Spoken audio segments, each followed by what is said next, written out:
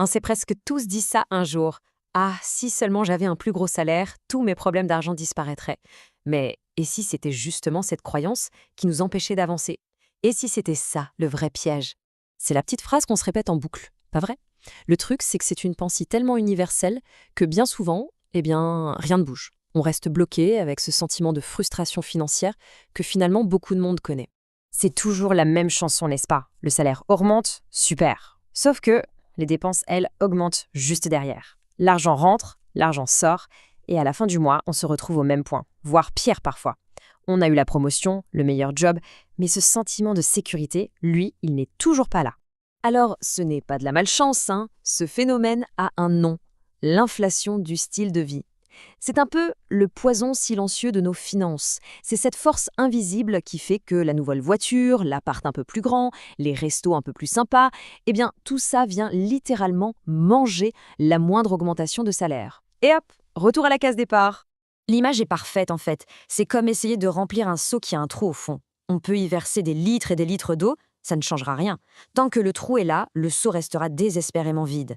Le vrai souci, ce n'est pas la quantité d'eau qu'on verse, mais bien les fuites. Et c'est là qu'on touche au cœur du problème. La vraie clé, celle qu'on oublie tout le temps, c'est que ce n'est pas une question de combien on gagne, mais de combien on garde. Il y a des gens avec des salaires tout à fait normaux qui arrivent à se construire un vrai patrimoine, et à l'inverse, des personnes avec des revenus très élevés qui vivent à découvert. La différence, ce ne sont pas les revenus, ce sont les habitudes. Bon, alors comment on fait pour boucher ce fameux trou dans le seau? La bonne nouvelle, c'est qu'il y a des solutions très concrètes.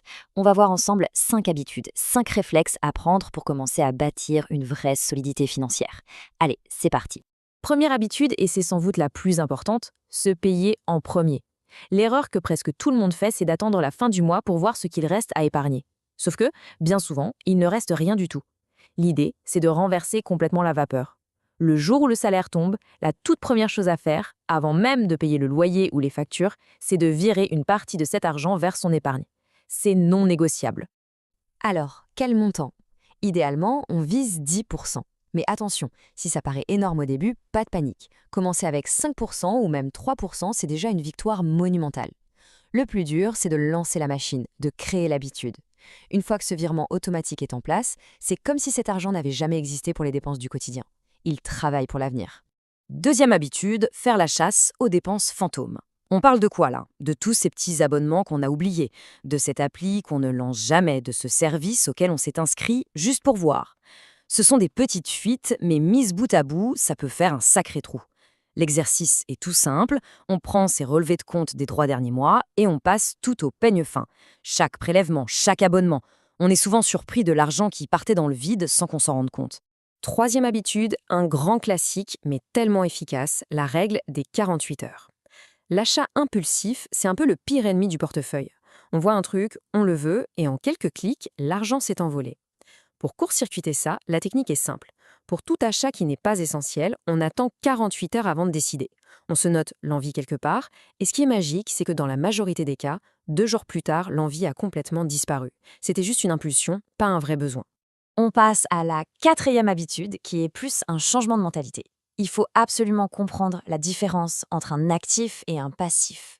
C'est simple, mais ça change tout. Un actif, c'est quelque chose qui met de l'argent dans notre poche. Un passif, c'est quelque chose qui en retire.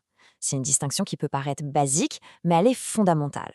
Du coup, la question à se poser avant chaque gros achat devient: est-ce que j'achète un actif ou un passif? Par exemple, une belle voiture neuve, c'est souvent un passif. Elle perd de la valeur dès la sortie du garage et elle coûte cher en assurance, en essence, en entretien. À l'inverse, un investissement en bourse, c'est un actif. Il a le potentiel de rapporter de l'argent. L'idée, ce n'est pas de ne plus jamais rien acheter pour le plaisir, bien sûr, mais de le faire en ayant conscience de l'impact à long terme. Et on en arrive à la cinquième et dernière habitude, celle qui permet de vraiment boucler la boucle. Quand les revenus augmentent, il faut diriger ce surplus vers l'avenir et non vers le présent. C'est vraiment là que le combat contre l'inflation du style de vie se gagne. Une augmentation de salaire arrive, le réflexe, c'est de se dire « Super, je vais pouvoir dépenser plus ». La clé, c'est de résister à cette impulsion. On peut bien sûr s'accorder un petit quelque chose, mais le gros de cette nouvelle rentrée d'argent doit aller directement vers les investissements ou l'épargne. C'est comme ça qu'on passe à la vitesse supérieure. Au final, derrière toutes ces habitudes, il y a une idée plus profonde. l'argent, ce n'est pas le but ultime. L'argent, c'est un outil. Et comme n'importe quel outil, on peut s'en servir pour construire des choses magnifiques. Ou on peut le laisser rouiller dans un coin, voire se blesser avec. Tout dépend de ce qu'on veut en faire. Il faut être clair, il n'y a pas de formule magique. La vraie richesse, elle ne se construit pas en un claquement de doigts. C'est le fruit d'années d'habitude, de constance. La personne qui y arrive, ce n'est pas la plus brillante ou celle qui a le plus gros salaire. C'est simplement celle qui a la discipline et la patience de laisser ses habitudes et le temps faire leur œuvre. C'est un marathon, pas un sprint. Le monde d'aujourd'hui, il glorifie ce qui brille, ce qui se voit. La belle voiture, les dernières fringues à la mode, la dépense. Mais la construction d'un patrimoine, la vraie, elle, se fait en silence. Elle ne fait pas de bruit. C'est quelque chose qui se passe dans l'ombre, loin des projecteurs. Un choix après l'autre, jour après jour. Alors, la grande question, c'est quel est le meilleur moment pour commencer tout ça? On a tendance à attendre le moment parfait. La prochaine augmentation, la fin du crédit de la voiture, bref, des conditions idéales. Mais cette attente, c'est un piège. Le meilleur moment, ce n'est pas quand on n'aura plus d'argent. Le meilleur moment, c'est maintenant, tout de suite.